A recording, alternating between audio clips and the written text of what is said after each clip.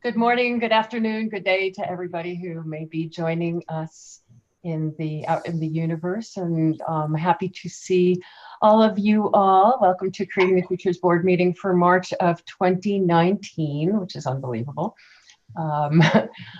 Let's go around, and if you'll share who you are, and as is our practice, to share what is awesome, what has been awesome in your life recently. If anyone is watching along and tweeting, please tweet to the hashtag creating the future. If you post it at the blog or you post it anywhere else, we won't see it because we're only looking at that one place on Twitter. And so if you'll post to the hashtag creating the future, and as we're sharing what's awesome in our life, please share what's awesome in your lives. So I am Hilda Gottlieb. I'll go last. Who wants to start with what's been awesome in your life? Oh, Carl, you're here at the beginning. I'm so happy. Here. Now that's my awesome, is seeing Carl. I know, and you're looking dapper. Look at this. This is a new do. Is it? Hi everyone. Good to see you all. Hey, we are just starting out, introducing ourselves, saying our name and something awesome. So whoever wants to start, Carl, you can get warmed up and start in later, but who wants to start with what's been awesome in your life? I can start. So Justin Pollock, I'm in Washington, D.C. So the really pragmatic awesome is I finished my taxes. So that's always a nice thing just to have done. The more awesome is that about 2 weeks ago, I was sitting down to do sort of my mental calisthenics that I do and looking over stuff that I've written and developed, and had a couple of really key aha moments as focused in on actually the piece that I shared with all of you, this capacity model piece. So yeah, that was pretty awesome. And then I was inspired to start writing some things, and that's always good. So. Oh, good. I'm always inspired when you're inspired to write. Yay. Wonderful, wonderful. Who else? What's been awesome in your lives? I'll go next. My name's Angie Eikenberry. I'm in Omaha, Nebraska, and I work at the University of Nebraska at Omaha. And one of my awesomes is that we went to see Apollo 11 on Friday. Have any of you seen that yet? The new documentary, kind of a lot of new documentary, I guess, footage that you haven't really seen before. And it's amazing what we did, to get to make that happen.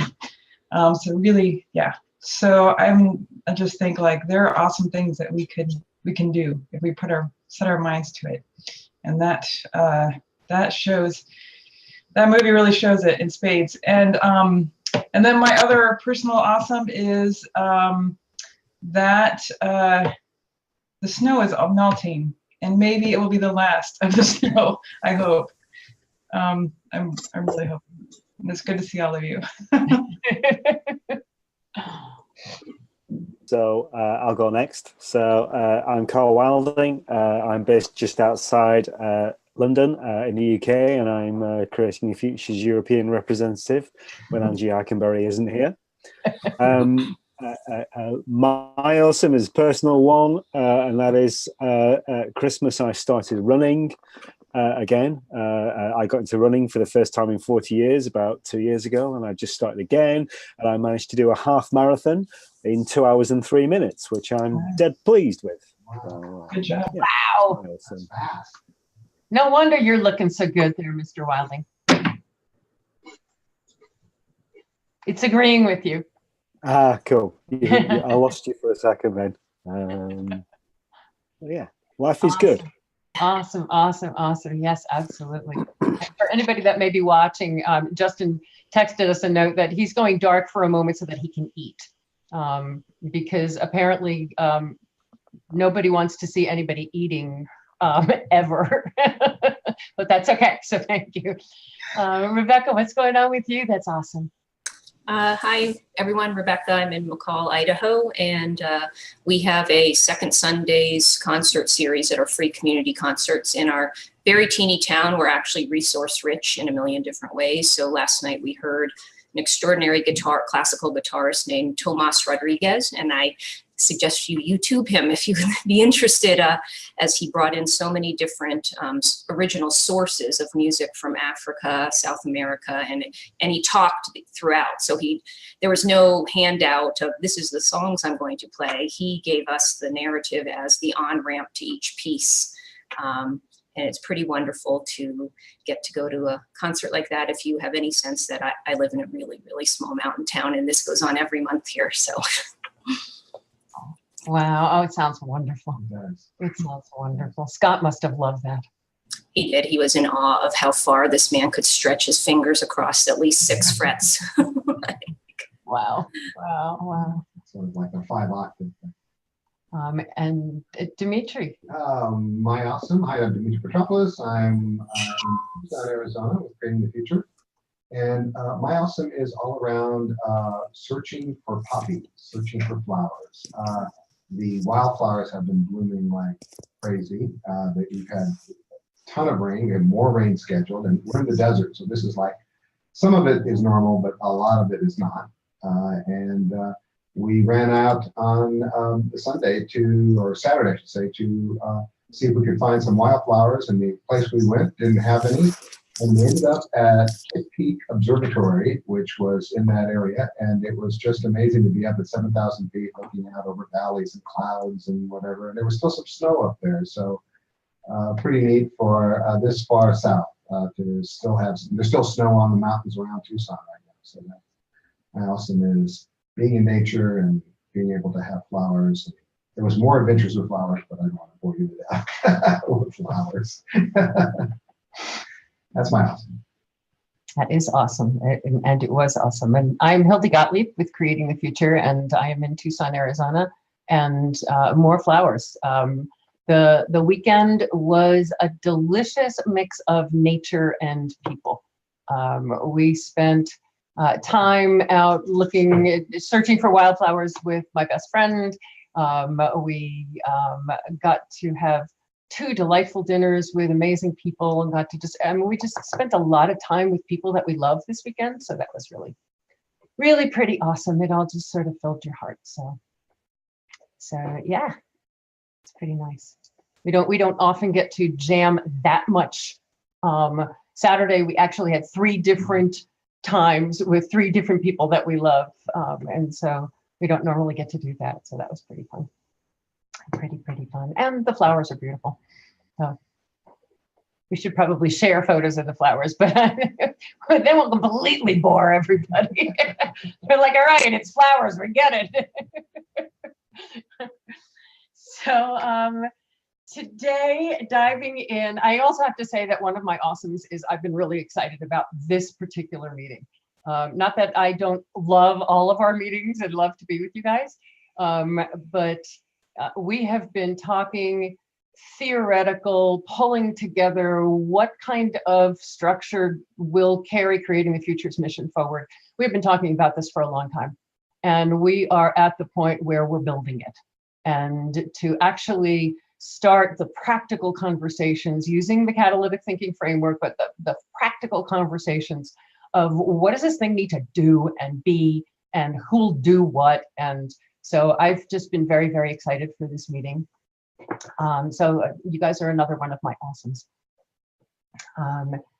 For just a little bit of review, I realized that I wish that I had attached this to the agenda, and I will retroactively go back and attach it to the blog post to make sure that people can see it. But I want to remind us of the catalytic thinking framework, so that we all know what we're going to be doing and where we're going to be going here. When any situation presents itself, we have the opportunity to either react to that situation or create something, create what is possible. And we are going to be creating what is possible. The The left-hand column here is really all about that tenet of catalytic thinking that says it's always about the people. We're so good as humans at getting into the stuff, the roles and the functions, but it's really about the people and how the people feel and how they'll be affected by anything that we do. And so you'll notice up here in this box here that says for whom, we're going to be talking today, starting with, whose lives are going to be affected by anything that we do, any actions that we take. And what we find is if we don't ask that for whom question and we just dive into the stuff, we are pretty much guaranteed to have unintended consequences just because we're not asking the question. So unintended consequences are not necessarily a given. We just don't ask the question. And then, oh, look, they happen. So we're going to be asking about all of those for whoms and listening to what are the values and the outcomes that will be evident as we have the conversation. If we have time, we'll start reaching for what could be possible for those individuals. But the most important questions that we can be asking today are in this left-hand column here of who will be impacted by anything we do and what is important to them. So one of the thoughts that I had, and I just sort of wanted to share it as we start. We have been, and so to folks who've not been along the journey as we are very inside baseball at this point with this conversation here. Creating the Future has been talking for several years about around the question of what organizational structure would propel missions forward. If there was no such thing as organizations as they currently exist, what would we build to propel social missions forward? And we would like to build that and experiment with it and see what it feels like inside of it and study it and share what we're learning as we go. And the model that we have been looking at is a networked platform that where rather than everyone being accountable to the organization, that the organization really is accountable to making sure that change is happening out in the world with the people that are actually creating the change. And what that means for the board is we've talked about being loosely a compliance-focused board. We haven't defined what that means. Well, that's where we're diving in now. But we've really been talking about having the board, because there really isn't a lot legally that anything says this is what a board must do. We do know that what a board must do is make sure that we're legal. And compliance, legal is the tiny little nut of compliance. And as we talk about compliance more and more and more, that's where we're going to be focusing on is what really does compliance mean. And one of the thoughts that I've had in thinking about this, let's say nonstop for the past couple of years, I feel like compliance is about expectations, is about who has expectations of an organization, whose expectations must we comply with? Because when we think about legal compliance, we're thinking about complying to someone's expectations of us. And so it's just been a word that's sort of been mulling in my mind as we start to think about, compliance to whom, about what, really in my mind sort of settles with expectations. And if you're willing to play with me a little bit on that, if we were to look at that box of for whom's, whose expectations must we comply with?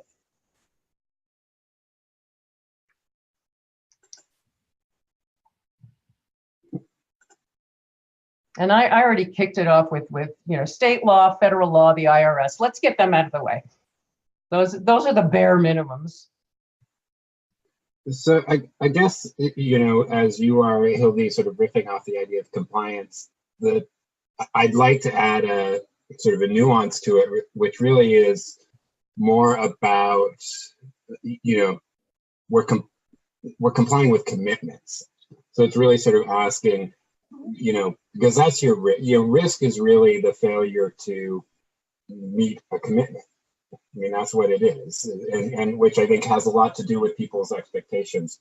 So if there's sort of that question of what are the commitments that the organization is making by being organized, I mean, that's the corporate structure, but also what are the other elements that we're inherently bringing on as and maybe that's the expected commitments that we have as an organization. And then sort of the compliance is, how are we ensuring that those commitments are being met?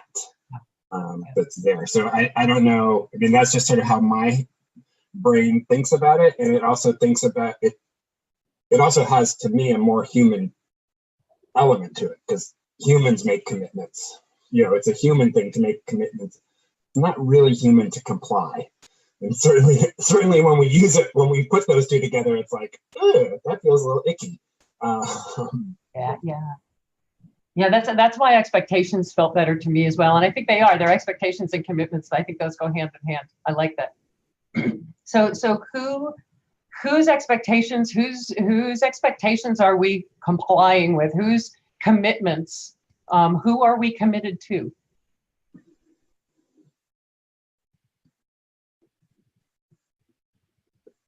Obviously, the external factors that you mentioned. And remember to speak up. Obviously, the external factors, the legal compliance of what society is putting on the organization, society both legally and maybe expectation-wise. You're an XYZ kind of organization, therefore my expectation is you do the following, or you commit to the following, or you follow through on the following. And then the internal commitments and the internal expectations, what do we set for ourselves? And what does the organization set for itself in terms of the expectation, keeping in mind all of the functions that an organization has and all of the things that it needs to do.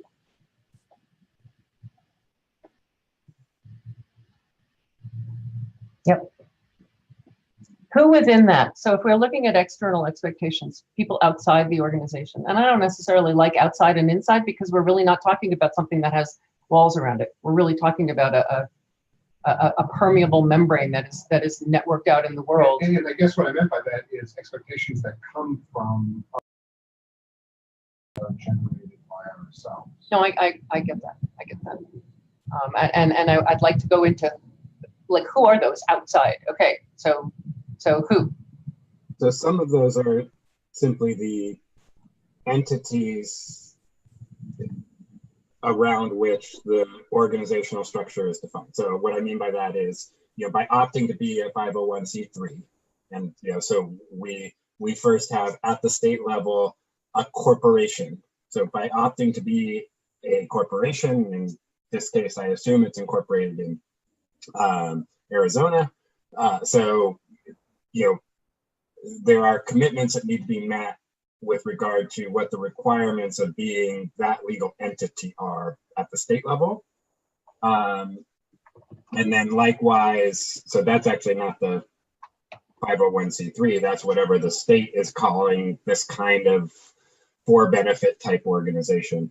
At the federal level, we have the IRS that is interested in ensuring that the commitment to a particular type of business outcomes is in alignment with what the IRS considers a tax-exempt activity.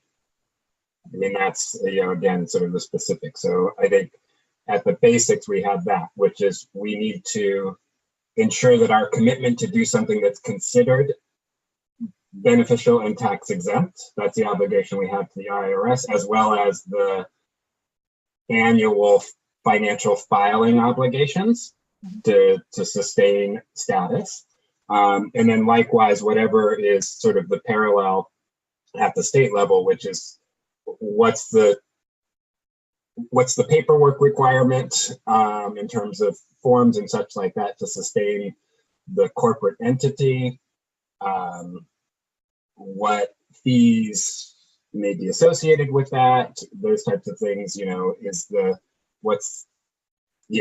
are there issues of being incorporated and being an operating business in Tucson? So there's then the local, there's sort of all these different elements of the legal business structure. So if we're thinking about the people, once all the forms get through the AI systems, are they getting to, do they make sense to somebody who's going to read it? And that leads to who else is going to read it. So, you've got the 990. So following that money trail, we've got the 990 that once it is filed with the IRS gets posted on our website. Mm-hmm. So, that's sort of, so who would be following that bunny trail? And again, what are, whose expectations and commitments are those? Would be potential partners who are going to want to take a look at whether they know Creating the Future well or someone told them about them. The go-to is, I want to check them out. And the 990 is a place people go to try to glean a story. Yeah. Partners in what? Define partners. I would say in the broadest way possible, somewhat organization or a human being who may want to come spend time with Creating the Future, to partner on a project or educational programs, or fill in the blank with anything. Just, is this organization someone, even from the outside, with me doing all my outside research, I feel good about, however that person is defining good, comfortable, confident in this being a, however that person's defining, credible and legit in that person's world. Right.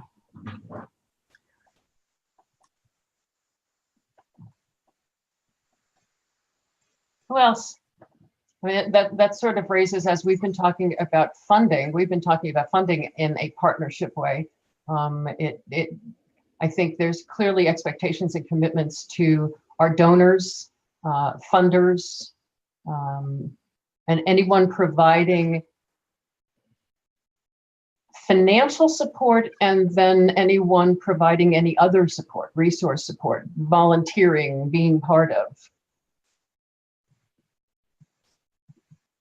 And I would almost put funders and donors separate, because they may have different expectations.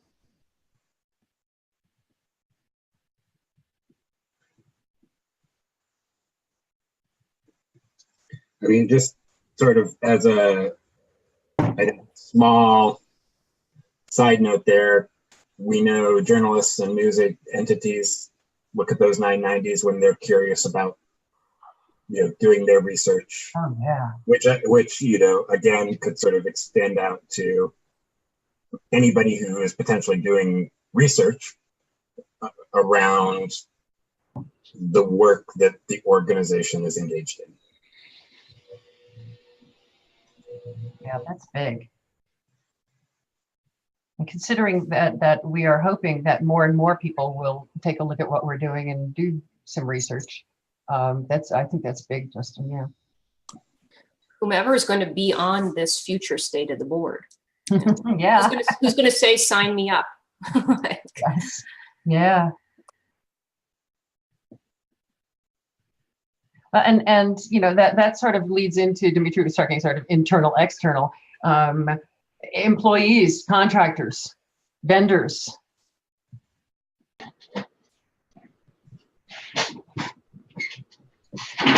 Say sort of in broad categories, which captures some of what you were talking about, sort of who are all the people that contribute assets to the organization? Yes. And assets being more than just financial. You talk about time, energy, intellect, whatever it is. But if we sort of identify who is it that's contributing, in essence, making an investment in the organization of something of value to them. Yes. And then also, who are so if we're continuing down that sort of line of thinking, who are the asset utilizers? So who is it that is actually depending on the assets that are being held and shepherded by the organization? So that could be staff, volunteers, the people who are who have the potential to be dependent on the system and the asset themselves. So participants in training, people going to the website looking for inspiration and ideas. Yeah, I don't want to gloss over, you included them in a big basket, but I want to pull out participants in education programs, participants in any of our programs.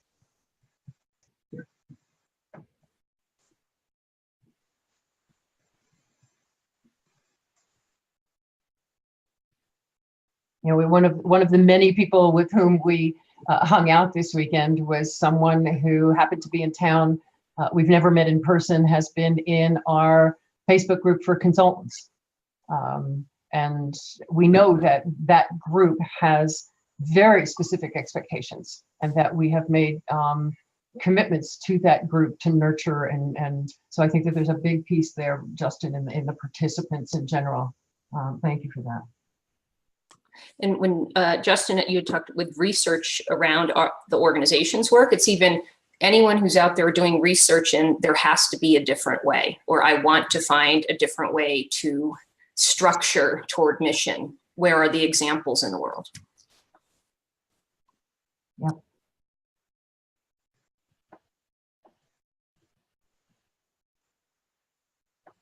I'm also kind of the idea of commitment to self being the organization, and that if there's expectations and commitments, all of these are with partners, all of these are with entities other than creating the future. So there's kind of an internal commitment to the mission, internal commitment to Mission. Yeah. Absolutely.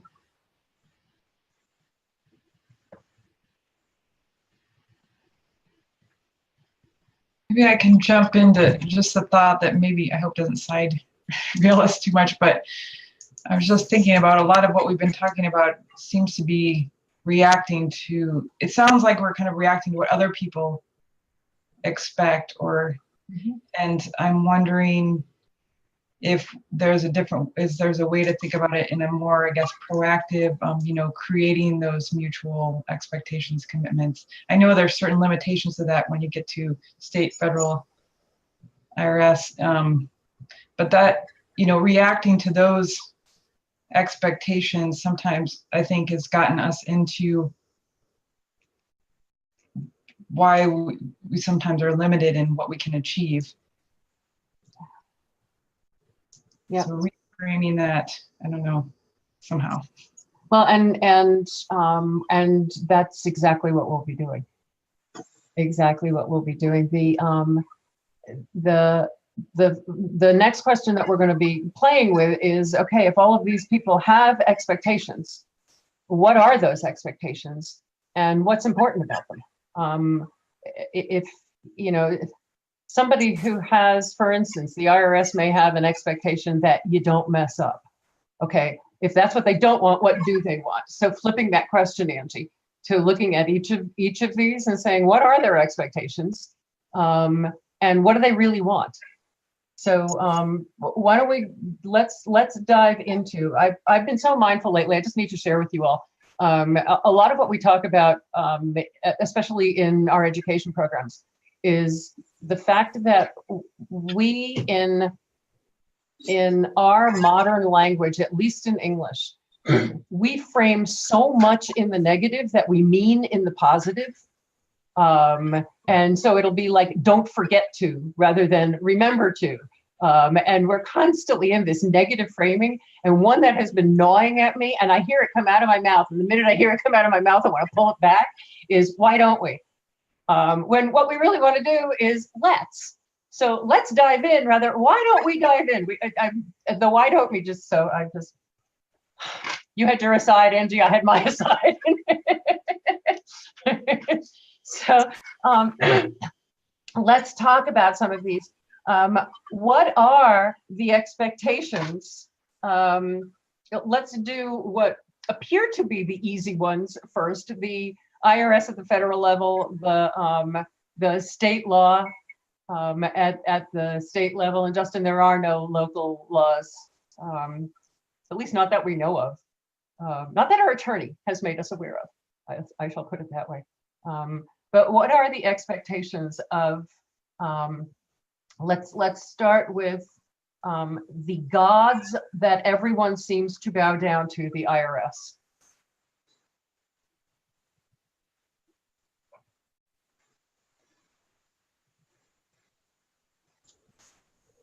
I don't think there's actually that many ultimately expectations besides filing your whatever, either the short form or the long form. Mm-hmm. It's not even clear people in the IRS these days really look that closely at any of the documentation. I think we do a lot of, we self-monitor more than they do, I think, regarding. So I always like, when I talk to people about this, because we use that terminology, the 501c3, I like to tell people that's a paragraph in the IRS tax code. So what the IRS needs is, or what is most beneficial to them is demonstrative, clear evidence that you fit in that description of charitable acts or exempt acts. So I think to Angie's point, yeah, they don't look at it, but if they have to, if someone says, well, what about creating the future? What we want to make sure they have is something that just makes it crystal clear that we fit in that paragraph description, that we are in alignment with it. And then I echo, Angie, what you were saying. Yeah. They want the forms filed. They want the, there are a couple of other little, regulations around, personal inurement, and they need demonstrable evidence that, again, sort of their parameters of what is considered charitable and exempt are being met. Right, that this is not set up to benefit individuals, that et cetera, yeah. There's, You don't understand inurement. The issues around pay, executive pay, there are some. Mm-hmm. And so on, but yeah. Yeah, and it was interesting, Justin and I spent a good chunk of last year talking to experts around compliance, talking with our attorney, and it is remarkable how little is positively required. So state law, I think, is sort of the same. It's from what I understand, the expectation of state law is all in the negative, that you won't do something illegal.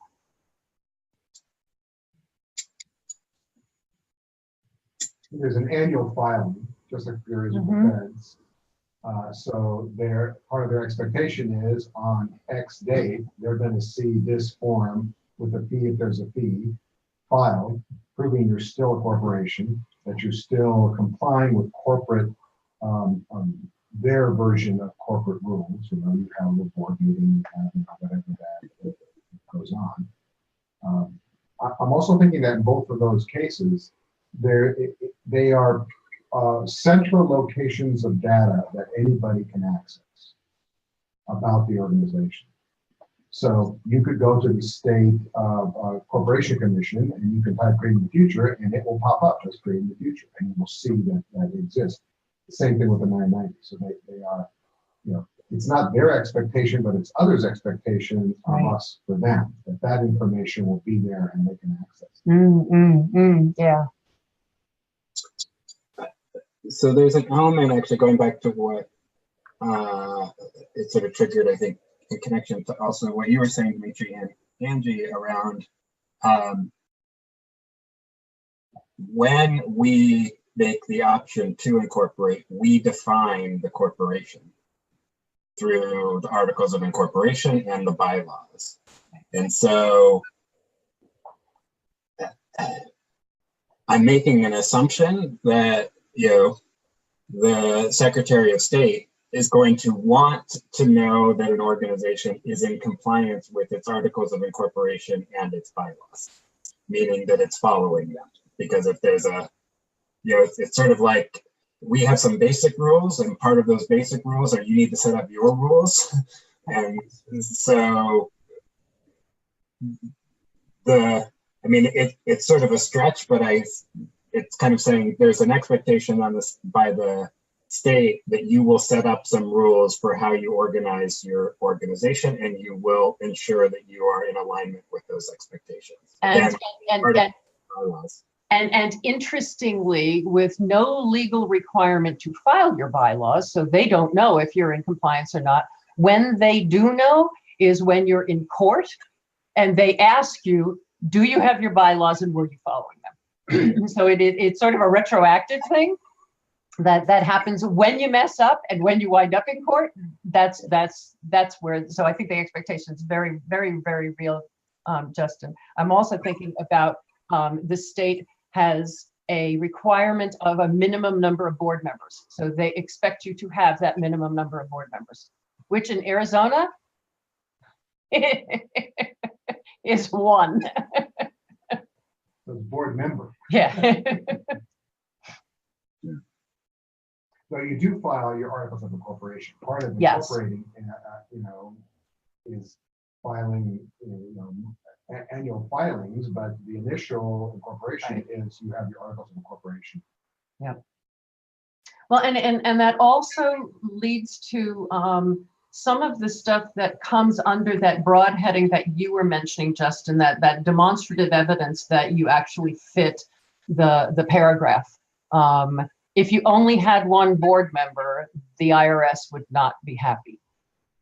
So there is an expectation of, it may be nebulous, but there's some sort of expectation of shared leadership. Again, that evidence is that this is not just one person's thing, that this is a community thing. The IRS does ask for your bylaws under certain circumstances, that you are required to file them with the IRS. And I think it is along those lines, which is they want demonstrable evidence that you are working sort of independent of individuals. Right. And I think from the IRS standpoint, and probably the state standpoint, they actually want evidence that you are working, that you are actually a going entity. Yeah. So. Yes. The state doesn't, I will tell you, the form that we fill out is literally around who owns the corporation. And then when you say, nobody really owns it, and then that's about it. Well, there's always the questions of, have you ever declared bankruptcy? Have you ever been arrested for a felony of stealing money? So, I mean, it's all. And those are around. board, right. Those are right. all around. The board members, yep.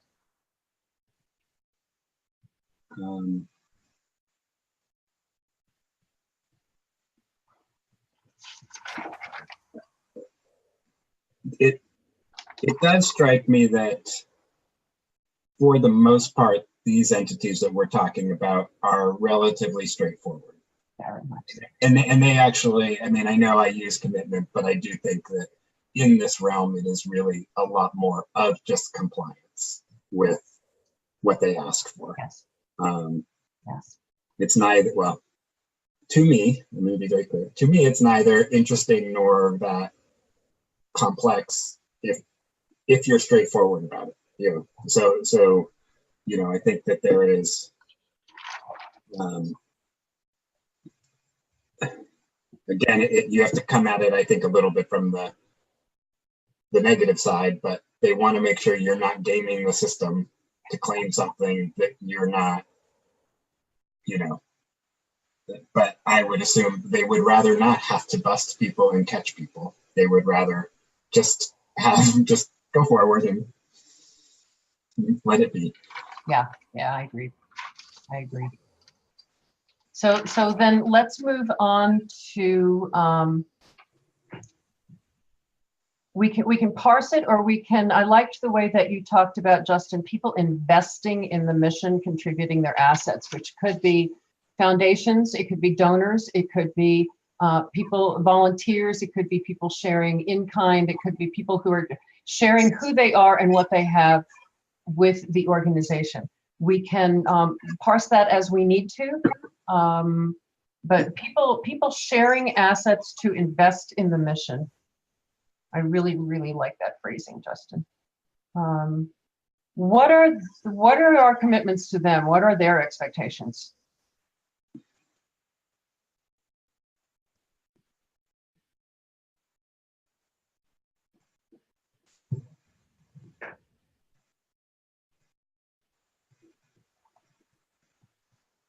Well, I think one of them is one that you mentioned, the whole thing, Justin, about evidence that we're actually doing what we said we're going to do.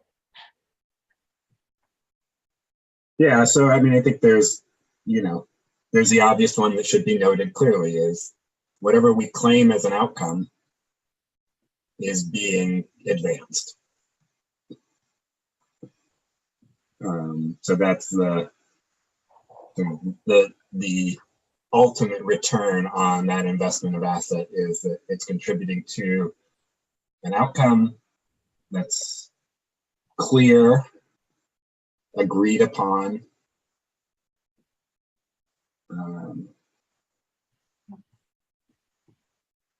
What else are those expectations and commitments to donors and funders and volunteers and people sharing their wisdom and selves and assets with Creating the Future?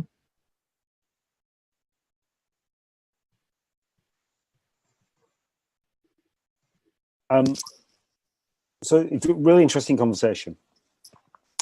And I've been sort of thinking a bit about a lot of the stuff that's going on in the UK at the minute that's related to this. And one sort of big inquiry into the future of civil society talks about power and the fact that actually what people want now is that they want us to share power. They want those with power to sort of share it. And in this relationship, we're people with power. I think secondly, they want us to be accountable, which is what you've been talking about, but they don't want us to be accountable upwards to the IRS, as you've been talking about. They want us to be accountable to the communities that we serve. So I guess what I'm saying there is that I'm not necessarily sure that those people who are sharing things with us want us to be accountable to them. They want us to be accountable downwards for our mission, and they want us to show that actually we're collectively doing something. And I think they want to trust us. And I guess where we have to be slightly cautious about some of the conversation that I think we've had is that it's looking at us through the lens of IRS and those power structures who don't trust us, actually. And I think at our best, the sort of stuff that we want to model, it's about how do we build trusting, powerful relationships, which is not about some of the things that we've been talking about in sort of the IRS forms. I don't quite know what the answer is, but talk more about trust, and anybody jump in. Talk more about trust us to do or be what. So, sorry, just before I talk about trust, I missed the C out. I've just realised in when I talked about that inquiry. So it's called the PACT framework. It talks about power and giving people more control over their own lives. Stuff sort of I'll come on to in a minute. We also talked about connection and broadening and deepening our connections with people and communities, which I think is what Creating the Future is sort of all about. So these should be mechanisms that help us create connections with people. The trust one is interesting because when we talk about trust a lot of the time, we talk about the public at large don't trust charities, or they don't trust non-profits, or the IRS don't trust us. And actually, one of the things that certainly we found in the UK when you start asking people is that actually there's a lot of mistrust within the non-profit sector. And actually, there are things that we've got to do there to build trust within our sector or within that community of consultants or whatever, before we even start talking about anyone else trusting us. So what I'm sort of thinking there is on the trust thing is that how many times have we found ourselves in situations with funders where we've had a funding decision and it's left us sort of feeling, well, actually, I don't really trust you and the reason that you're giving me for the decision that you've come to. I just added into the list of people with expectations, other organizations. So thank you, Carl. Yeah, just one last thing on the sort of the funders thing, and again, it all sort of comes back to sort of power. I heard another thing recently that sort of said funders really need to do something to reduce the social distance that they have between themselves and the organisations that they fund, and I think that's really interesting. And I think again, it's sort of that sort of thinking applies to us, which is how do these sort of mechanisms like governance, like the information that we provide, how do they reduce the social distance between us and the people that we seek to benefit? Yeah. I'll shut up now. Never, never. We love when you talk. Other things that people who are investing and sharing their assets to further the mission, what are other expectations and commitments? So I think from the institutional entities, so, foundations, governments that, that are sort of buying in, either contracting for or granting.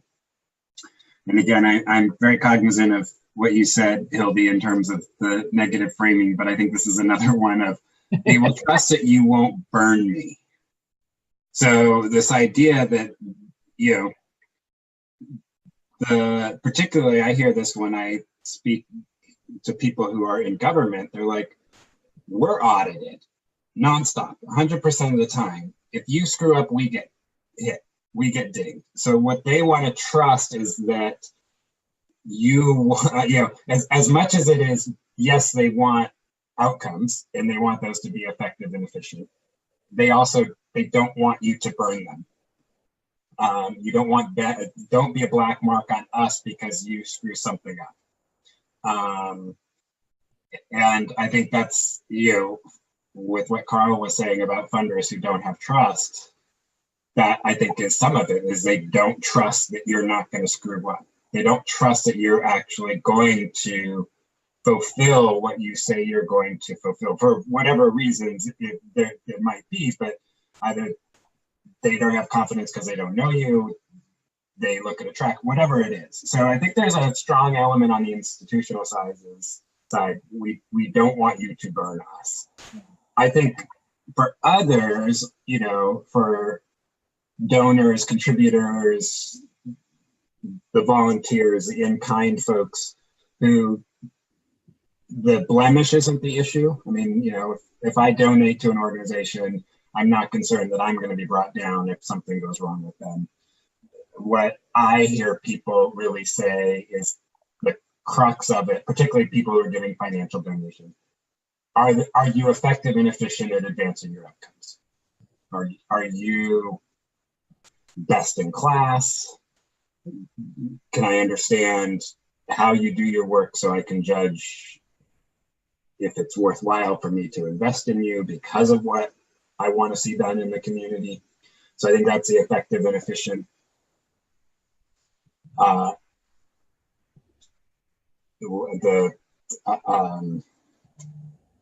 don't want to say execution of your mission, but the carrying out of the things that lead to outcomes. Yes, Mr. Wiley. What Justin just said about being burned, I think is critical. We seem to live in a society now where we think that we can eradicate risk from how we fund, from what we do, from how we live our lives, and we can't. And it strikes me that the best organizations and the best funders now are the ones that are brave and come out and talk about their failure. So you have organizations like Engineers Without Borders in Canada that produces a failure report every year and talks about the things that went wrong so that we can learn from their failures. So when you talk about modeling, Hildy, about what is the best that we could be and how do we change the questions and so on, that's the sort of thinking that I think that this could be. It's about talking about all the things that we did and to sort of set that message. Actually, if you want to be innovative, if you want change, by definition, you can't only fund things that always work. Yep. Well, and what you're raising really is a huge expectation, which is honesty, transparency, openness. Huge. And sorry, just there, and if I may, and again, I'm not sure I'm very lucid about this, but openness and transparency are not the same thing. Right. What the IRS is expecting of you is transparency.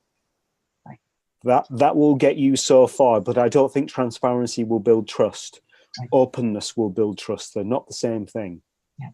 Demetrio had a beautiful analogy when we first started streaming and inviting people into our meetings, 5 years ago, 6 years ago, whenever it was. Dimitri's analogy is that a window is transparent. You can see through it, but you can only see what I have put out there for you to see, and you can't walk in that window because it's there, but you can see in. And that open, you can walk in the door, you can move the furniture around, you can, and I loved that analogy. That open is open. Yeah. Yeah. Just a comment on the failure report. In thinking of it, I would look at it as learnings. What did we learn versus what did we succeed at? So they're both positive, as opposed to one's negative and one's positive. Because it's really, when you are announcing that, you're announcing, these are things I learned. I learned you can't do this, or that without supports, the building falls down, or whatever it is you learned. Because I think failure in our culture, that language has such a connotation, and even there's been such an effort to try to make failure, fail fast and do whatever. It's still a very negative idea that you failed, you did not succeed, as opposed to I learned. I'm moving closer to success by doing that. Applying the neuroscience behind catalytic thinking, actually speaking about failure triggers the fear center in the brain. Speaking about learning does not. It's the exact same thing. We're reporting the exact same things. When we talk about being open about failure, your brain automatically goes to that place, and we have to work extra hard to move it forward. It's amazing how language is a trigger in that way.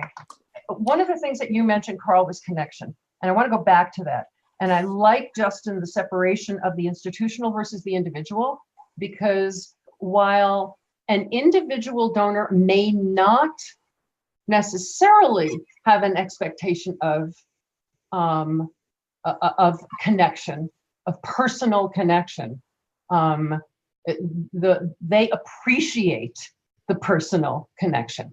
So that, again, that tenet that it is not about the thing, it's about the people, that it's not about your money. It's not about your car that you donated or it's about that connection. And I think that it's not necessarily an expectation. It's not necessarily a commitment that they are expecting, but that over and above that, in the plus one rather than the minus one, it is definitely something that is so deeply appreciated. That you're a human. Oh, you happen to be helping us with this thing. But the most important thing to me is that I think you are awesome. I was thinking of, as people are contributing, who they are and the assets they have, all forms, is even, and then what can I expect about my role with the people within this organization? Because how are decisions made? Am I a part of those decisions? What does contribution look like? To what end, beyond the stuff I'm sharing? How am I participating?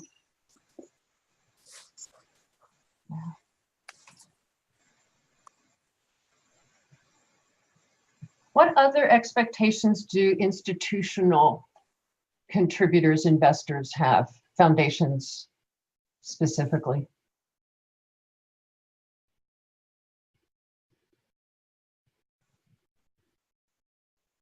And meeting them where they are in the systems they're in, show me the report of how you spent the money. I want to see the documented progress reports down to the dollar. In some cases, I do like what you prefaced it with, which is meeting them where they are with what they want. Yeah. And depending on what that thing is, It may be report this down to the dollar. It may be, I just want to know you did good stuff. Let's have a conversation. Yeah, yeah. And it's this organization's willingness to meet them where they're at in that system is, it may be the very detailed reports if we're choosing to partner.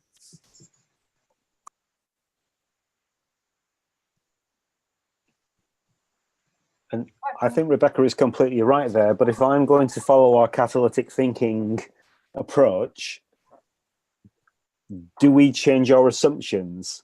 Because that sort of thinking where funders want you to report against their outcomes rather than ask you about your outcomes, that's the sort of stuff, is it, that we might want to change? Yeah. These sort of endless sort of meeting funders sort of commitments that legitimize the sort of structures that we're trying to get rid of. Exactly. Well, and you all have been on the board long enough to know that that is why we have not sought funding from foundations. That it is why this year my job is to find foundations who actually want to partner with us as equals and have conversation, rather than exactly what Rebecca and Carl you are talking about. And it's why we haven't. It's why we have been lean for all of these years. Because we have not wanted to walk into that realm. So if we frame this as what we can do as an organization, so one of the commitments that we want to hold ourselves to, I think it is a commitment to ensuring that those who invest are benefiting from investing. And the thing about that is that's a big question mark. It's gonna vary. So our commitment is to ask that question of, is someone benefiting from that? So if someone volunteers, what's the benefit they're expecting from that investment, and are they getting it? And so I think that even goes back to what Rebecca was saying, was if a funder has a set of expectations of the way that they will benefit, even if we disagree, sort of by agreeing to engage with them, we are agreeing and committing to assessing, monitoring, asking questions about the benefit they're hoping for and the role we play in supporting that. So I mean, think about, how many organizations ask, how does our staff benefit from being employed by us? Right. Beyond, will they get a salary and the joy of working here? Or maybe, a good organization will say they get professional development. Very few do I hear who are saying when they go home from at night, they're going to be excited and engaged and feel honored from their day at work. Right. But that's the kind of thing that I think if we look at what is the system that allows us to commit to people benefiting from the investment they make in this organization. I'm the only thing that that makes me nervous is the word benefit, just because it triggers all of the private inurement sort of thoughts about, oh, you cannot personally benefit as a quote unquote investor in a community benefit nonprofit 501c3 tax exempt organization. You cannot personally benefit. So finding a different word would make me more comfortable, just in terms of how it is construed. I agree with the concept. I think I just, for anybody listening who is also bristling, I just wanted to, that was, but I do agree conceptually, Dustin, absolutely. Angie, yeah. Well, I'm wondering about more than the word itself, that I know personally I invest in this organization not for my own benefit. I mean, maybe I do, benefit in some ways, but that's not why I do it. And I mean, I'm interested in creating larger change that would actually hopefully lead to things that would work against my benefit. Actually, would probably would be good. So I wonder, yeah, I'm a little bit worried about going down that path too much. Maybe, people have different motivations, I guess. I don't care about efficiency. I don't even really care about effectiveness in a short-term way. And and if we're about we're investing in a vision for a future or ways to think about changing things, then those metrics don't work very well, it seems to me. Well, and that's where I think the response that both of you are having is evidence to me of us being able to reframe this conversation, because that is a benefit to you, Angie. I mean, some of the things that you're talking about might be, I may have less power. I might now live in a society where, as the white male, I don't get all the advantage that is granted upon me. Yet that is an aspiration of mine, is that we have a community that is like that. So the benefit to me is knowing that I'm contributing into a system that has the potential to make that kind of change. So I think that we need to, that whole question of benefit it isn't, and this is why I had it as a big question mark. We need to be able to explore, people are not here simply for the benefit of others. That my desire to benefit others is fulfilling something in me that I want. And it might not be a tangible, I walk away with this, but it may be the ripple out I feel, the influence that I can bring, the support I can give, but to recognize that's what I expect. I expect to feel like I've contributed, and to not recognize, so we have to figure out how do we capture that, and then. Yeah. Carl, go ahead. I don't think Angie and Justin are very far apart, actually. But I think what both of them are talking about is public benefit. I think the challenge that we have to face, though, is that the people who are setting the metrics, as Angie is saying, are not the people on the ground. They're not the communities that we're serving. They're the funders, and it's their metrics and so on. So the challenge for us in any sort of reporting and outcome measurement here is, how do we report through the voices and through the lived experience of those people who are on the ground, because they should be the arbiters of what's impactful, not a foundation in Washington. Yeah. Well, and Justin, where my brain was going as you and Angie were talking, is maybe what we're really talking about, and it was the first thing we said, is evidence that we're doing what we said we'll do. And what that gets to is the why. And what you're really reaching at is the layer down from that, is furthering something that is important to me. And so it may be important to me because I personally want to be able to take classes at Creating the Future Forever, and the classes have benefited me. Or it could be important to me because I want to blow things up and start over again and make everything way, way better. And I think it's sort of getting to the why of what is important about the fact that we've said we're doing what we said we were going to do.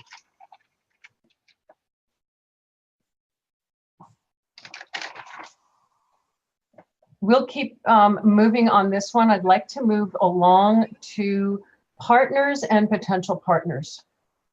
What are the expectations and commitments to potential partners? We have in the past partnered with the Pennsylvania Association for Nonprofits. We have partnered with the Nevada Department of Education. I'm sort of looking at the fact that we want to be partnering with funders in the future in more of a partnership way than a we are complying with your expectations way. We are talking about another fairly large potential partnership currently with another organization, groups that we are doing demonstration projects with, partnering side by side with, melding our assets and creating something that neither of us could accomplish on our own. What are the expectations and commitments of those partners upon us? I'm going to start with that we'll do what we said we'll do. whatever that is in that circumstance. I'm also thinking about defining partner. Mhm. Because so often the word, especially when you're talking about a funding type relationship, a partner doesn't mean the same thing traditionally. It means I'm giving you this, you're doing that. Right. And to me, a partner is there's a give and take that goes on between them, and that they both benefit and they both risk when they get into that. So then let's leave our desire for funding partners out and just look at demonstration partners, which quite honestly those funding partners will be. But let's look at partners in demonstration projects, if that helps to clarify. Thank you, Dimitri.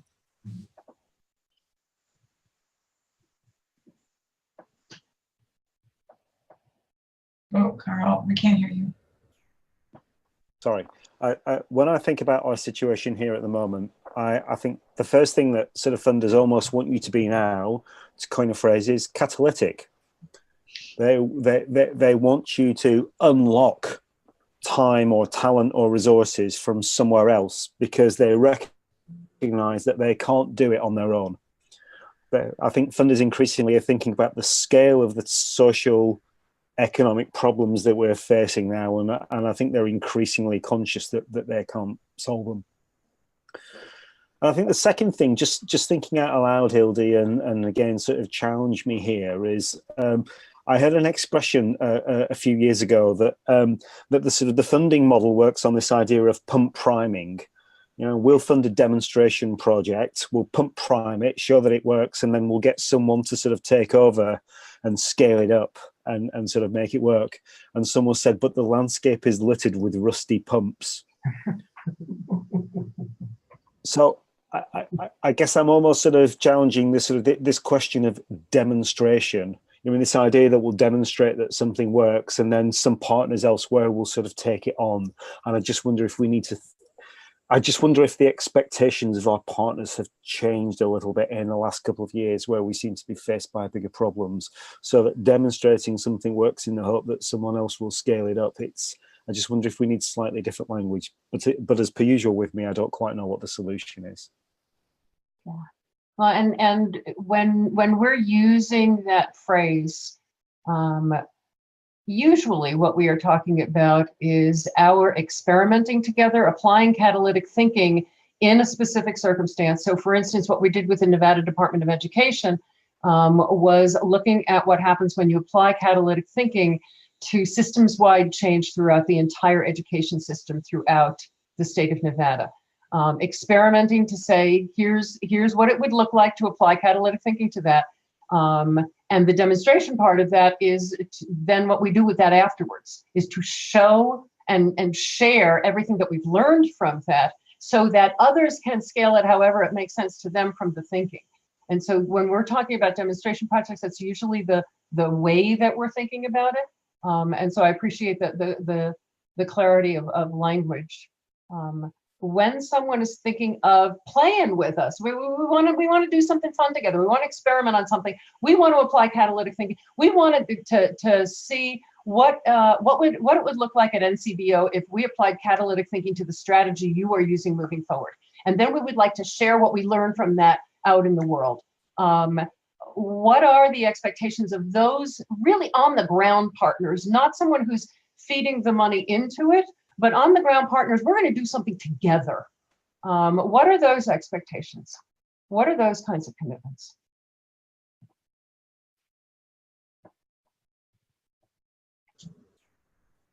I think the part of it is the expectation of doing it together and figuring out together.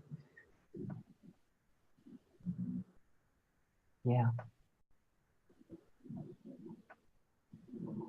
There is, I think, in what Carl is talking about, this distinction between investing in a program model versus an organization. And here they're talking, I know we're talking about sort of this realm of trust philanthropy, where you just give an organization money and just let them run with it. It's literally a realm of philanthropy that they're defining with that label. that, you know, the prime the pump that is not an organization investment at all. That's a program investment. It's not taking into account what the organizing principle is around the body of work, which is so much of what we're talking about. I mean, that's what we're sort of thinking about, is how do we focus people's attention on the commitment that the organization is making, which means, you know, the program is just a jigsaw puzzle. It's different pieces that you may throw out because, hey, it didn't work. That's why that's the experiment part of it. The demonstration is, it's like, we're going to try something. Okay, so again, the disclaimer that I'm going to go into the negative, but the reason we exist is because it's fucked up. It's because of failure. Like, so to sort of expect that there's this model of things working that we're just waiting to find to solve where everything didn't work is, you know, obscene. But to accept that these are wicked, complicated, interconnected pieces, which is so much at the heart of what creating the future is sort of embedded on or built upon. But sort of that recognition, I gotta figure out where I was going with this, if anywhere. I lost it.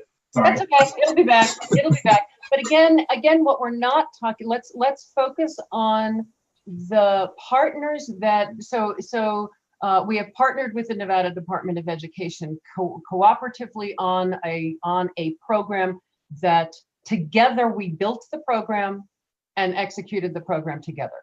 So those kinds of partners, not someone who's investing as a silent financial partner in a thing, but that, as Angie said, that we will figure things out together as co-creators, co-developers, and co-doers of the project.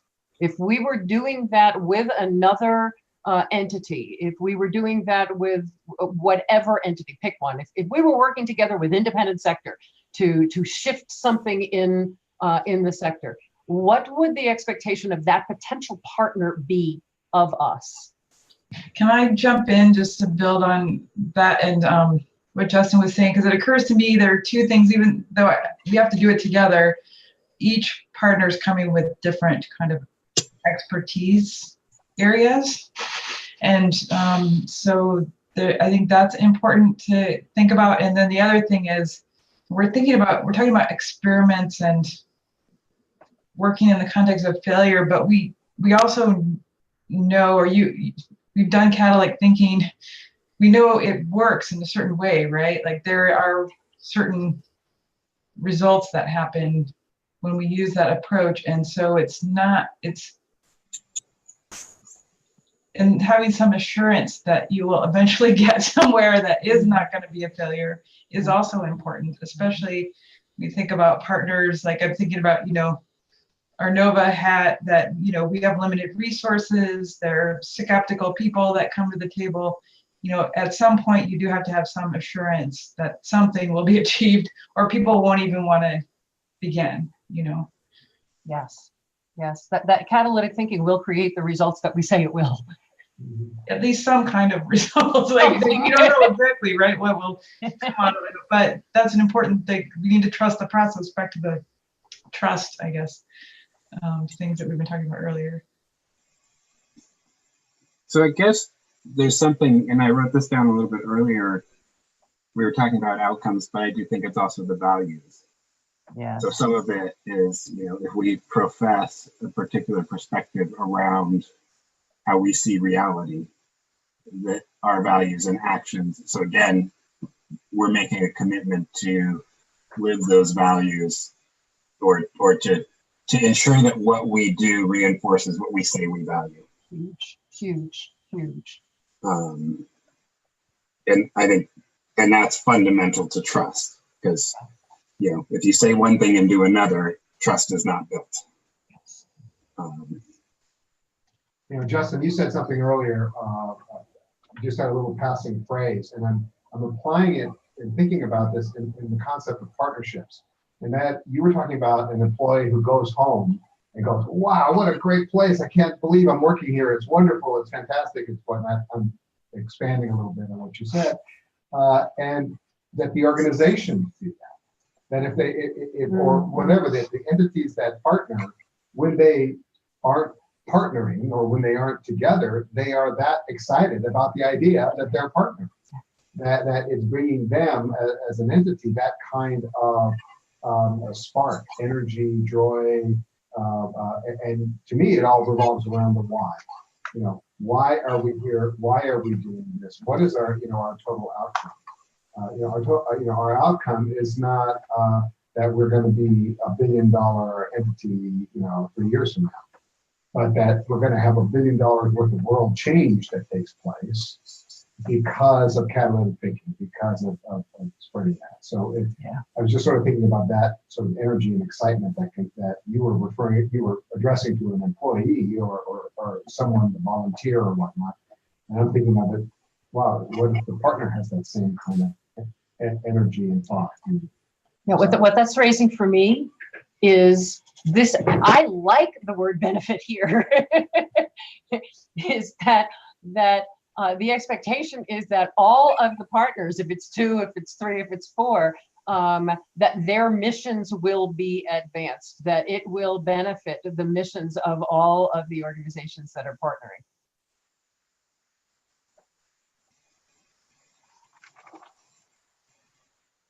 Let's move on to employees and contractors of Creating the Future. What are the expectations and commitments? We can laughingly say that they'll get paid, and laughingly because our budgets are always so lean, but that there will be compensation for their work.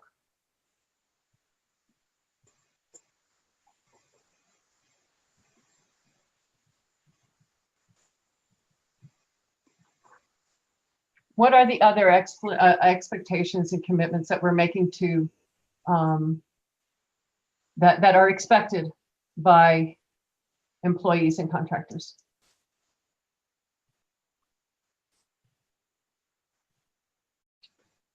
What happens when they're exactly the same as everybody else?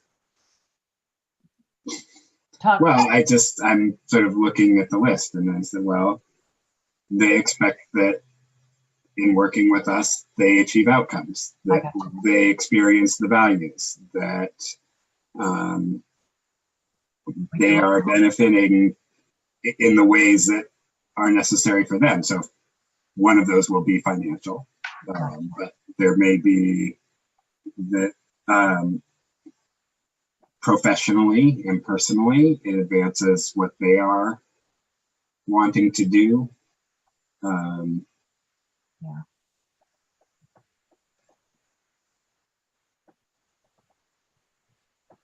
I think especially with Creating the Future, there is an expectation of learning and opportunities to practice catalytic thinking.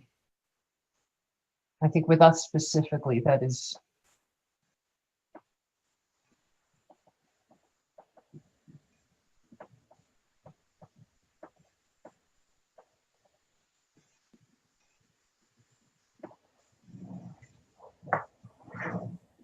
So an expectation in both directions that you're talking about? No, I'm talking specifically about the expectations of employees upon Creating the Future.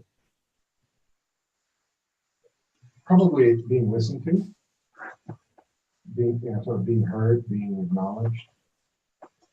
So often employees are basically productivity widgets, and sort of an understanding of what Creating the Future is and how their connection with it is important to them. You don't need to answer immediately, Dimitri. But for those who don't know, Dimitri spent 12 years as a union negotiator, and I would love, with your labor hat on, for you to think about what are the expectations that an employee has of an employer. And like I said, you don't have to answer immediately because I know I'm just asking you now, but I think there's something also and I'm not going to be articulate, because it's not fully formed. But something about employees expect, and you want to talk, Justin, about the negative, some form of recourse. So I have a boss. I have an altercation with my boss or a disagreement with my boss or whatever, that there's somewhere else I can turn, that I'm not stuck, that I have somebody I don't know how to express it, but it's short of that, but that, that is frequently an expectation of an employee, that I'm not just stuck with talking to my boss said no, and I'm done. And I don't know how else to, I mean, that's really down the negative rabbit hole, but I think that's I'm trying to reframe that in what good would look like. So possibly reframing that, Hildy, is that people want dignity at work. That sort of sense that they're treated with respect and so on, but also where they sort of they're treated equally.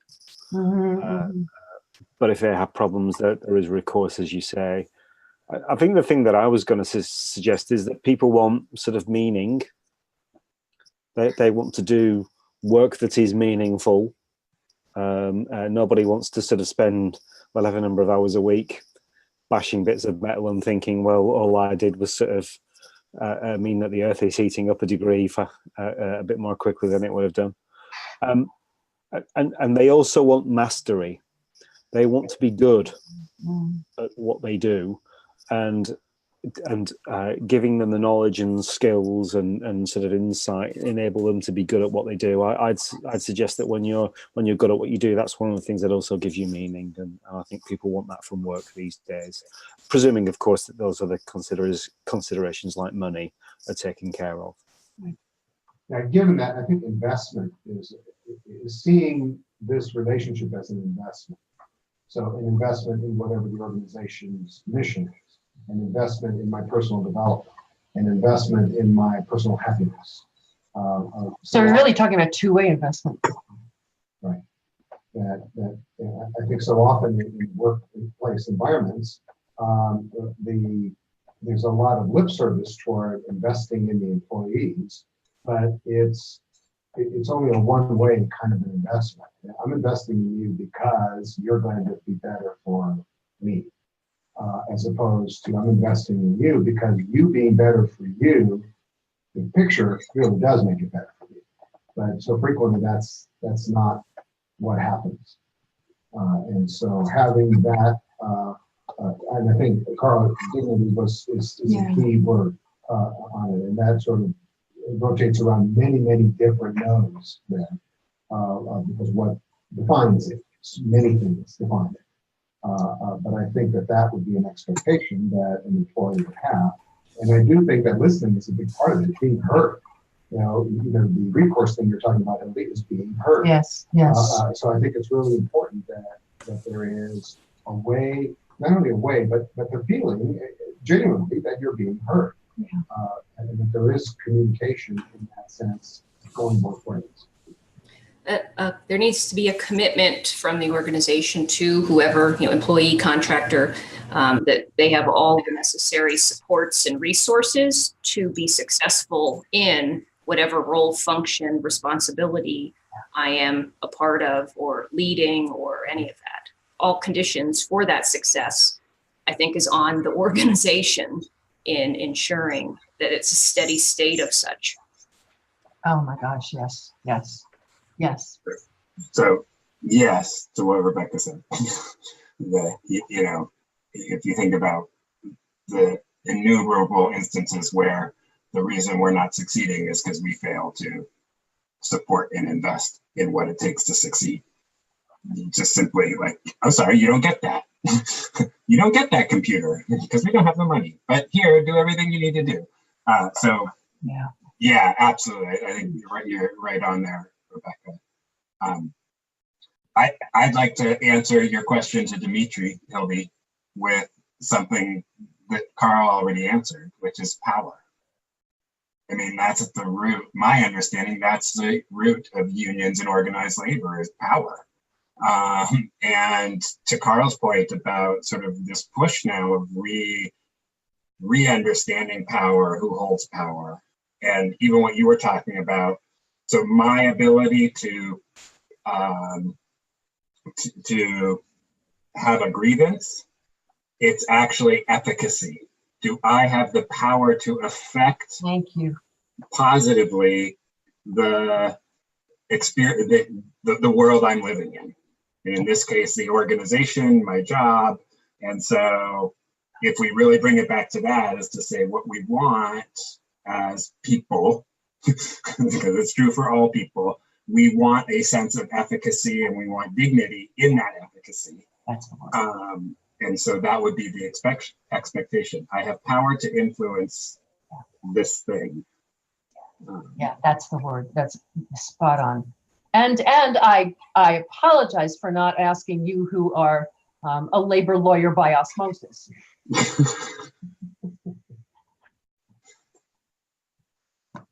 I think they prefer rabble rouser. I don't know. I'm not married to one, although I am sort of. Yeah, I mean, there is something in creating the future that to me is anti-confrontation.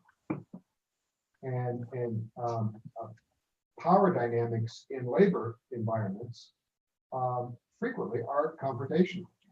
And so I have sort of been training myself to not see it in a confrontational way. Yet it is a personal power that you're talking about. Right.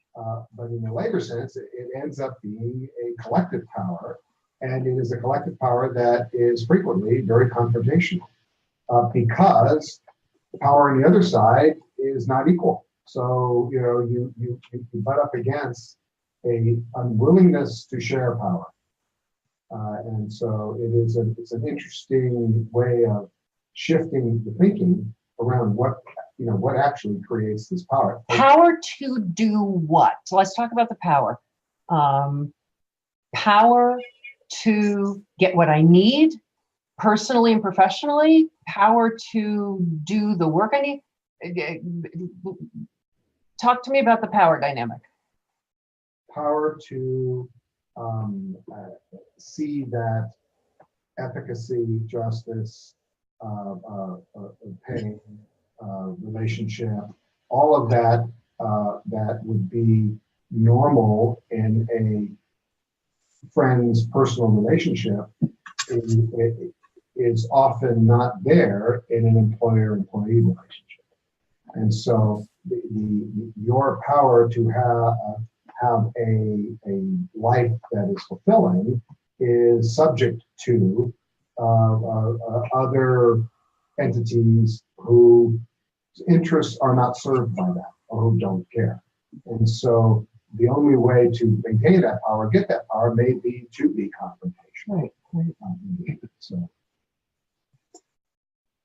There's power to make decisions, because we say that if people understand and are applying the catalytic thinking, decision-making framework and are being about the people, then these people out in the network of collection of working on stuff need to know with confidence, I'm applying this framework and therefore I can make these decisions and feel confident in moving forward.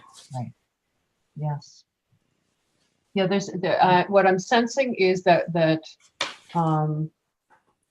there's power to do what I need to do for me, and power to do what I need to do for the organization. A lot of what you were talking about, Rebecca, in terms of having all of the conditions for success for actually getting my work done. Power to make decisions is huge, which is why we're creating this thing that we're creating.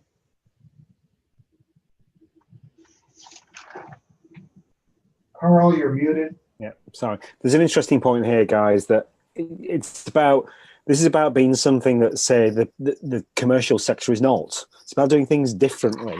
We are different, and you're laying out how we are different. So it isn't command and control in the way that it might be. It's not like a statutory service in this country where at their worst they do things to people instead of doing things with people.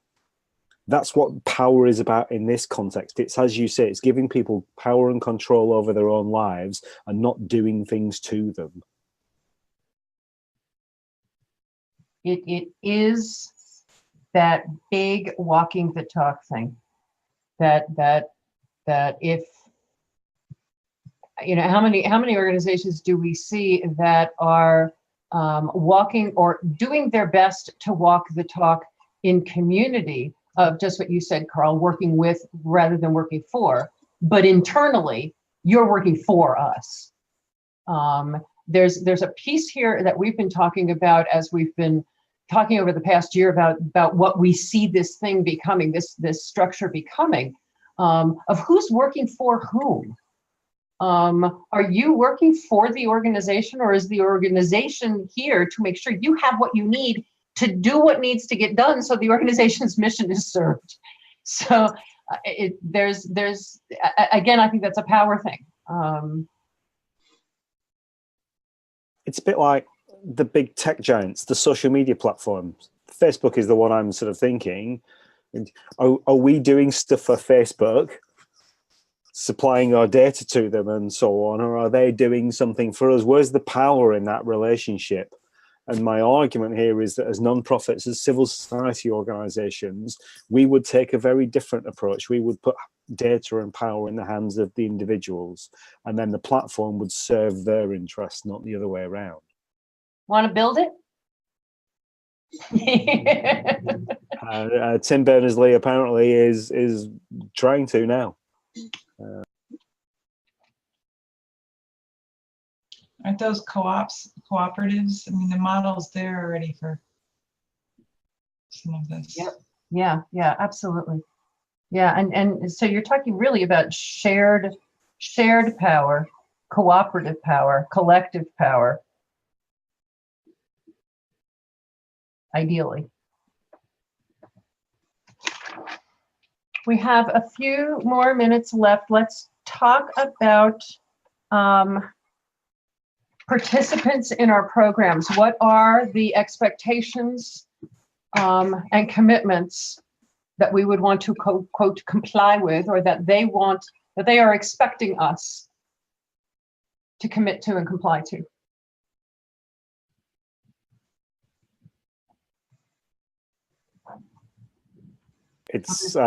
It's top of my mind at the moment because of issues that are going on here in the UK, but they have a right to be safe in their interaction. Safe, you define safe. Physically safe, safe from harm. So, for example, if there are vulnerable adults that you come into contact with, they have a right to be safe and to be safe from harm. So, what we do have, I think, where compliance is important here is that whatever systems or rules we think are important to ensure that people are always safe, I think that is a bare minimum they should expect from us. Yeah, safe, absolutely. The thought that occurred to me is that if they're participating in our programs, that they will get out of it what we're saying they'll get out of it. That we do what we say we'll do. Back to Justin's all of the above. What else? What are the expectations of people who take our education programs or participate in a online community? And I think the safety is a big part, Carl. Thank you.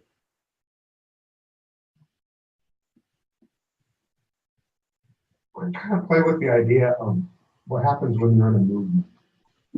It's not a one-time thing. I mean, if you believe in X and you are taking this class because you believe in X, it's not over at the end of the class.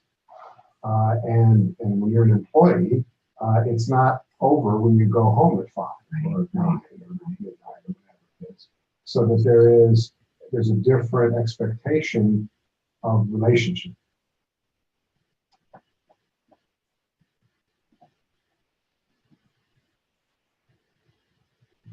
Yep. What else? People who take a class, who may just take a class online, click and take a class. Someone who joins one of our immersion courses.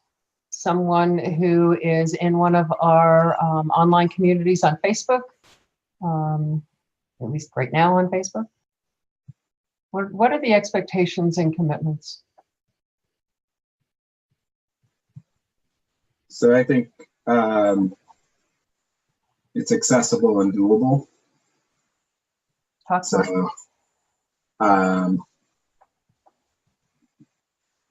So, you know, if I am, you know, fully employed, I can't take a class that is, you know, runs all day every Wednesday. So I think it's reasonably doable, whatever it is that I'm, you know, opting into. So I think, and that encompasses a lot. I mean, that's a logistics component, but it's also, it's meeting me where I am. It's not expecting me to know something I don't know, or it's not asking me to participate in something counter to what I believe or I experience, which I think starts to then also tread over onto what Carl was saying around safety. So, you know, it will be culturally competent. It will be, I mean, again, I think about these sort of, again, it's, I can engage with it with dignity, and it's doable, it's accessible. And then I think, you know, echoing what you said, Hildy, of I get a benefit. Yeah, and I'm adding safety and inclusivity into the employees part. I think safety is a big piece in the employees part as well.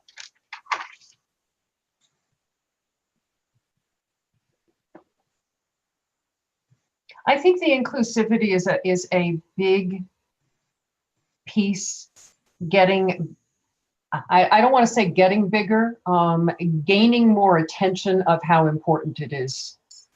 I think that it may not be an expectation because for so long it has not been reality, but I think that aspirationally, people seeing themselves in the people that they are in the programs, both with and the people who are teaching the programs, that it is important for ethnic and racial and gender and et cetera, that people see themselves, that I'm not the only woman in a room, or that someone is not the only man in a room, that et cetera and et cetera. I think that there's a really important piece there about, and again, I think that it is not an existing expectation, because it's been so not that for so long. I had a delightful experience that I came home to tell Dimitri about because he was the one that created it. I was doing some work with a group in Florida, and there were PowerPoints. And our PowerPoints were very, very mindful to have gender and race and ethnicity, and just there's people in them. So we want, you know, people in down to cartoon characters. And a woman walked up to me after one of the presentations I did and thanked me. She said, "I never see myself on a screen." And you had 3 slides out of the 10 where I could see myself on the screen. And so I think that it's not an existing expectation. It may be aspirational, but it's certainly a reward when they do see it. And that it's really something that is deeply important to our mission. I mean, if a big piece of what we're about is meeting people where they are, it would be nice if we were meeting people with who they are.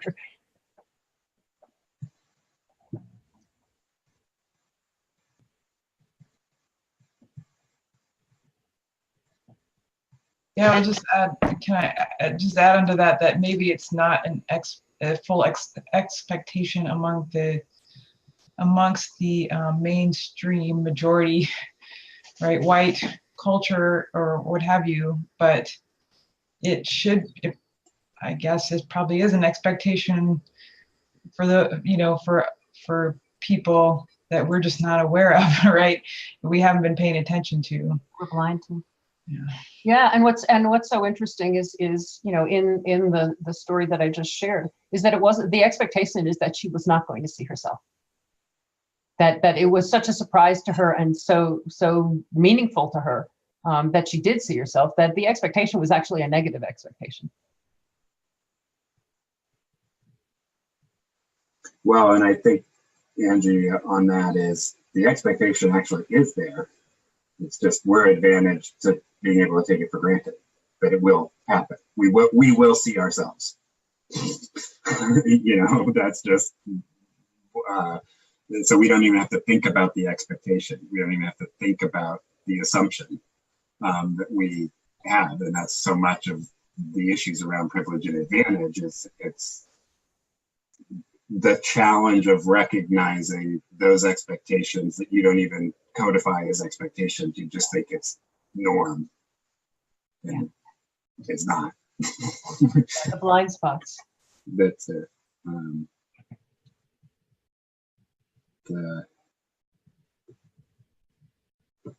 I also think that one of the, and again, it sort of comes under the shoulds. It's an expectation that that people are consistently surprised with, which is that we will meet them where they are. So in terms of the accessible and doable, Justin, that we will meet people, that it's part of our work to meet people where they are as best we can in whatever ways we can, but that we will at least make the effort to meet people where they are.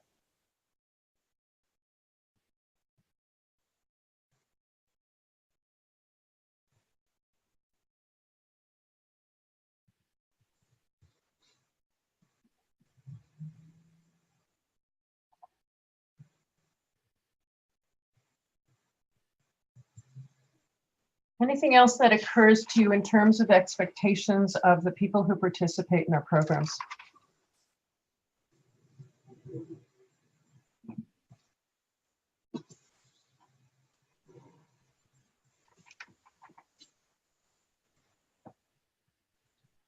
I'm not sure that this is quite what you're looking for, but fun, conviviality.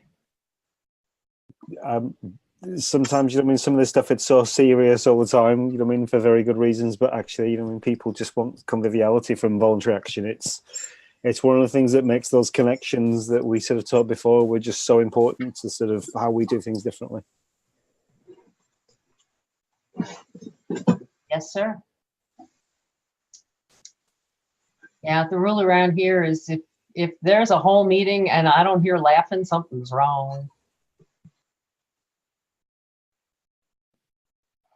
Well, I cannot believe our time is up. I want to go back to the picture that we started with today, and the importance of really identifying when we're talking about compliance and expectations and commitments, to whom are we fulfilling expectations and commitments?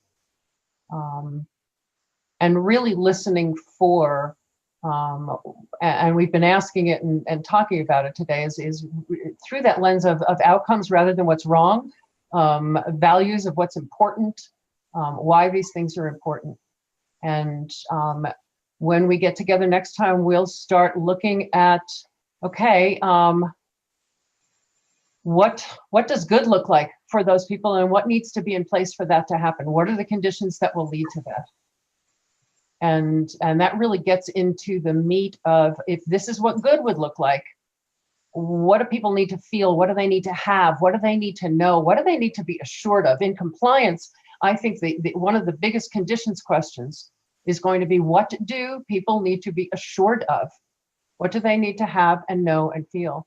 And so we'll start diving into that part of the framework next time, looking again at all of the people that we talked about today, the expectations of externally, the IRS, state law, the people who are investing in our mission in whatever way, potential partners in projects, employees and contractors, participants in our programs.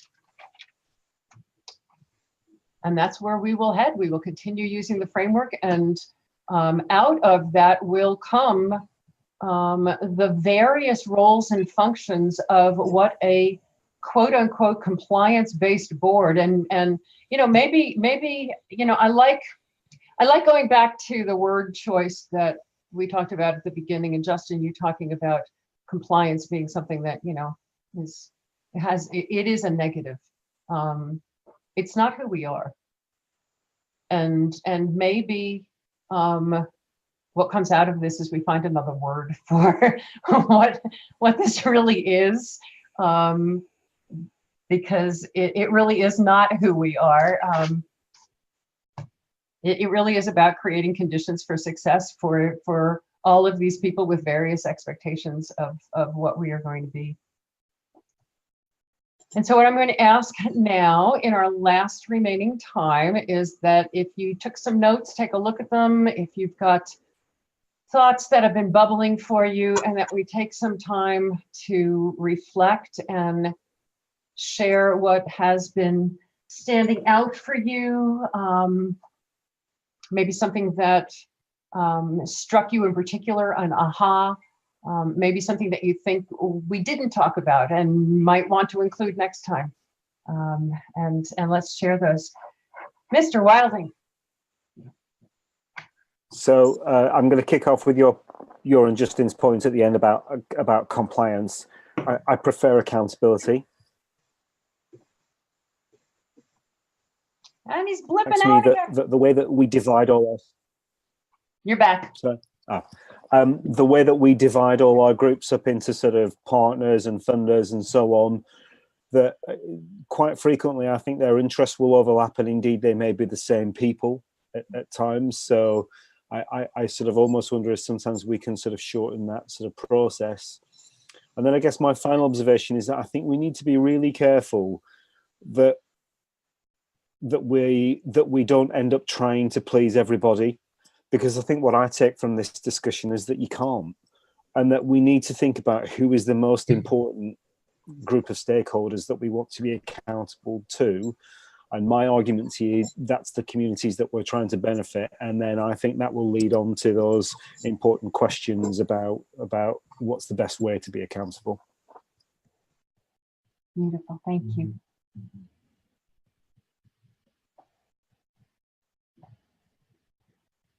I have, I guess, 3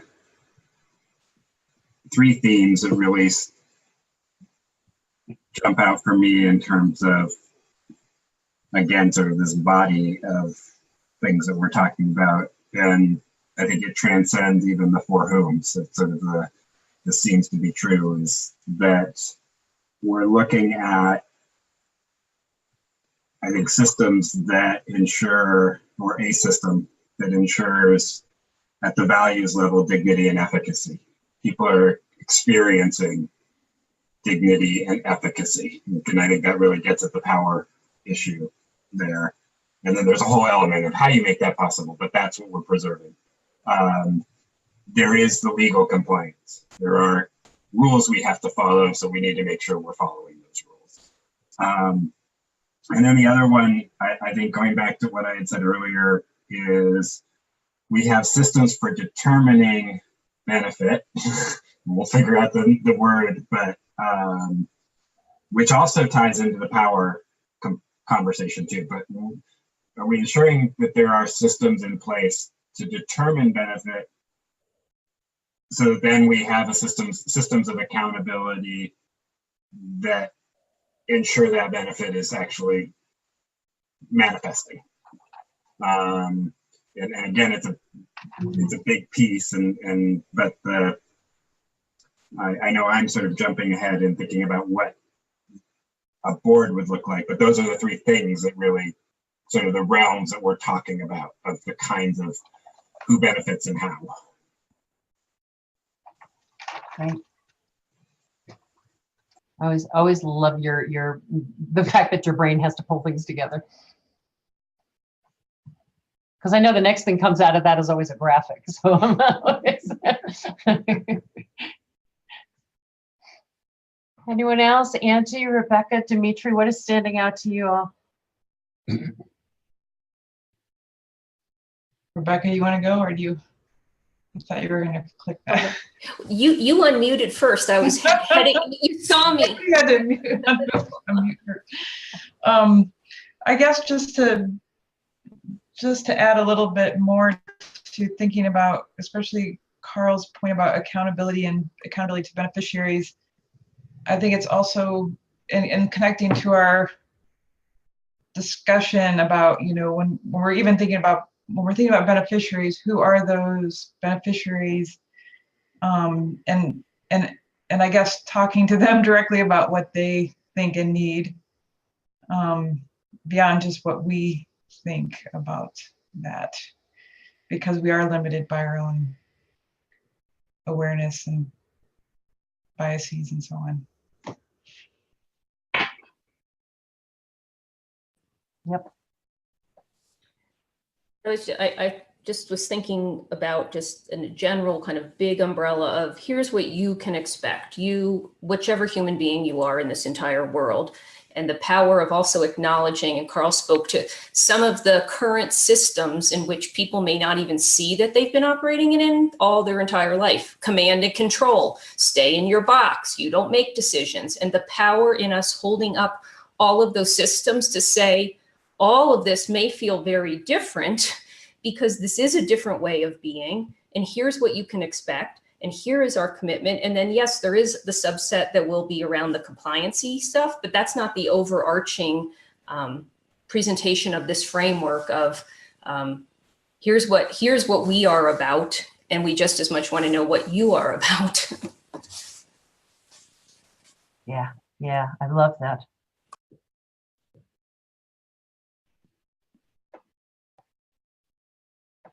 And I'm already imagining how different a board's work would be if it is about that piece. Yeah. Dimitri, what's standing out to you? There's like 3 or 4 things that we were talking about today that sort of have stuck with me. One of them was a comment or phrase that Carl used, was reducing the social distance. And I was thinking about that basically in all of these for whom's, reducing the social distance in every one of these contexts. So between volunteers and staff and partners and funders and whatever, what does it take to do that? And this next step to that was a commitment to, which is what Justin said, a commitment to values and action. And I was thinking about it, well, that leads to that. That these are our values, and part of our values is reducing that social distance, which is really at the end I was thinking about, well, this is a social contract. This is a contract that we're creating and that we're working with, and that this is what our commitment is that social contract with all of these for whom's, and the contract, all contracts go 2 ways. So it is not just to you, it is you back to us. So those are some of the things that were sort of standing out for me today. Yeah, I love what, Carl, I can't wait to click on some of the links that you provided. That's one of my reflections is you've got this stuff at your fingertips. I don't know how you do it, but the reducing social distance, starting with governance. Yes, please. Yes, please. Yes, please. Yeah, Justin.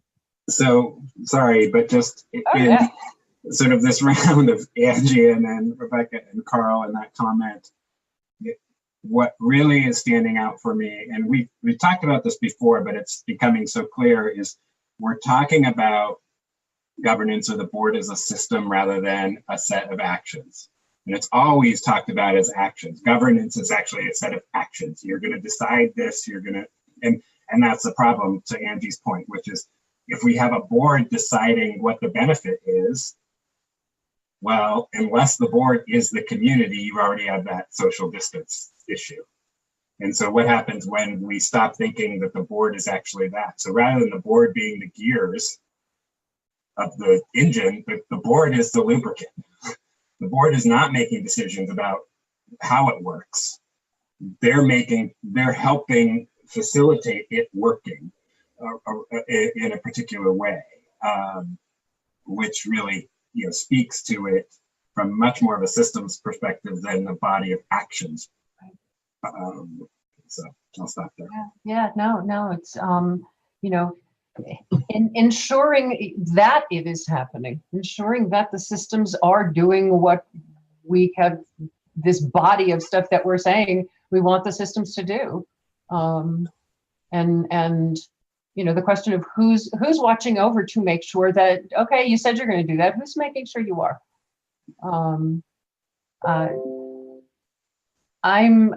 What's striking me in the conversation is the and you really struck it, Rebecca.